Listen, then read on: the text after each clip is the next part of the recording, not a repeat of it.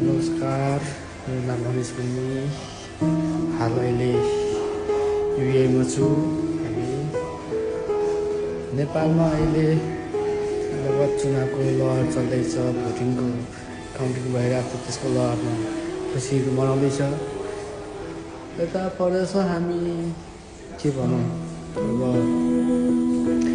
डरै बस्नु परेछ अहिलेसम्म हामी त सेफै छौँ, सेफ ठाउँमा छौँ, सेफै छौँ। अहिलेसम्म त्यस्तो केही खतराहरू छैन।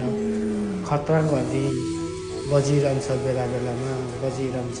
अब मान्न सन्तोष गरेर आफू सेफ ठाउँमा बसेकै छौँ। अहिलेसम्म चिन्ता नगर्नु होला कसैले पनि। अहिलेसम्म राम्रै छ हामी। अहिलेसम्म कसैले चिन्ता नगर्नुहोस्, के भयो के भएन यो हावा न्युजहरूको पक्षमा नलाग्नुहोस्, त्यसको पक्षमा नलाग्नुहोस् है। अहिलेसम्म समाचार राम्रै छ, सबैको राम्रै छ। अब भोलिको दिनमा के हुन्छ थाहा छैन, त्यो चाहिँ आज दिन भन्दैछु होइन। अब सेफ छौँ अहिलेसम्म, हामी सेफ छौँ अहिलेसम्म। त्यस्तो केही छैन हाम्रोतिर। अहिले हामी कामतिर आएको छौँ, ड्युटीमै छौँ। त्यस्तो खतरा छैन। खतरा भएको भए सायद कम्पनीले पनि ड्युटी अफ गरिदिन्थ्यो होला, छुट्टी गरिदिन्थ्यो होला। अहिले त्यस्तो खतराको महसुस छैन हामीलाई। त्यही भएर हो खतरा छैन।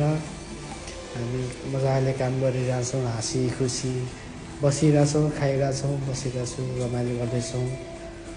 सबैजना साथीभाइ मित्रहरू टेन्सन नलिनु होला। यति भन्दै त के भन्नु मैले पनि होइन। सबैलाई सेफ भएर बस्नु, सकेसम्म आफू पनि सेफ भएर बस्नु। सबैजना सही ठाउँमा बस्नु, गलत काम नगर्नुहोस्, सही बाटोमा हिँड्नुहोस्, बिना आवश्यक काममा नहिँड्नुहोस्। आवश्यक काम पर्दा मात्रै निस्किनु, बिना आवश्यकमा ननिस्किनु होला। सम्पूर्ण साथीभाइ दिदीबहिनीहरू हवस् त, नमस्ते। निस्किनु बिदा हुन्छु। By by.